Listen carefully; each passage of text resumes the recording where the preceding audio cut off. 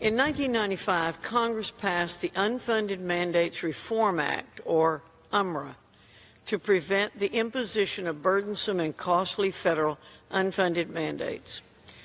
Over the course of this Congress, the Oversight and Government Reform Committee has developed a record that clearly shows UMRA has fallen short of its original goals.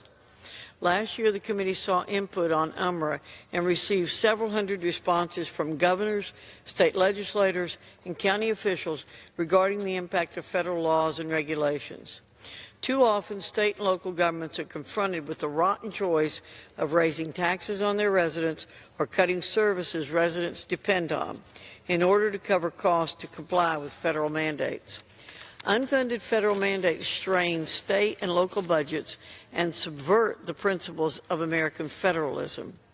Federal agencies treat states as servants to their regulatory whims rather than as partners to consult before imposing new burdensome mandates. In an April 2017 hearing, a Kentucky County executive testified that federal agencies treat their responsibilities under UMRA as an exercise to, quote, check a box, end quote, rather than an opportunity to engage in a meaningful intergovernmental partnership. H.R. 50, the Unfunded Mandates Information and Transparency Act, is designed to solve these problems. H.R. 50 will improve the quality of regulatory and legislative analysis and close the current loophole which allows an agency to bypass UMRA analysis by not issuing a notice of proposed rulemaking. According to the Nonpartisan Government Accountability Office, 35% of major rules are issued without a notice of proposed rulemaking. That means more than one-third of the regulations with the greatest impact on the economy are excluded from UMRA's cost, benefit, and other analyses. H.R. 50 also expands the definition of direct costs to ensure economic analysis considers foregone profits, costs passed on to consumers, and behavioral changes. Requiring federal regulatory agencies and the Congressional Budget Office to include all anticipated costs in cost estimates will help ensure that analyses are complete and provide an accurate description of the full effects of regulations and legislation. H.R. 50 enhances transparency, accountability, and communication between the federal government and state, local, tribal, or private sector partners. H.R. 50 requires federal agencies to engage in a more thorough regulatory process by codifying key provisions of President Clinton's Executive Order 12866. These principles were reaffirmed by President Obama in Executive Order 13563 and are consistent with President Trump's executive orders on regulatory reform. Under UMRA, agencies are required to consult with state, local, and tribal governments when developing significant regulatory mandates. H.R. 50 extends this requirement to the private sector, which is similarly burdened by unfunded federal regulatory mandates.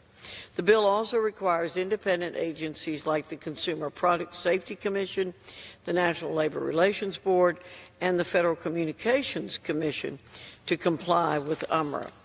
Finally, H.R. 50 extends judicial review to help ensure agencies carefully consider the least costly and least burdensome regulatory alternative, giving courts the authority to stay regulations for noncompliance with UMRA. These changes are critical to achieving what Congress set out to do when UMRA was passed in 1995, requiring greater transparency and improving analysis prior to imposing federal mandates is not a partisan goal. State and local governments headed by Republicans and Democrats alike are affected by unfunded federal mandates. Businesses throughout the country have invested time and resources to comply with federal mandates.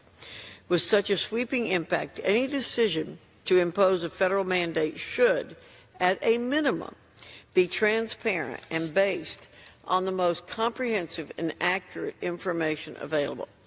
It's for this reason that our bill is supported by a vast coalition of nonpartisan, nonprofit organizations made up of United States state and local government officials.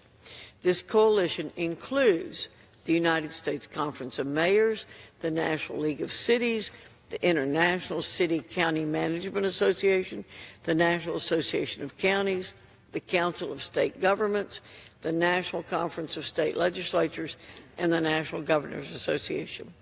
I will be including letters from these and other organizations in the record with my remarks, in addition to an exchange of letters between the Committee on Oversight and Government Reform and the other committees of jurisdiction over this legislation. H.R. 50 ensures the common sense goals Congress intended when enacting UMRA in 1995 are, in fact, realized and improved upon. I thank the bipartisan group of members who co-sponsored and support this bill. I encourage all members to support H.R. 50 and reserve the balance of my time.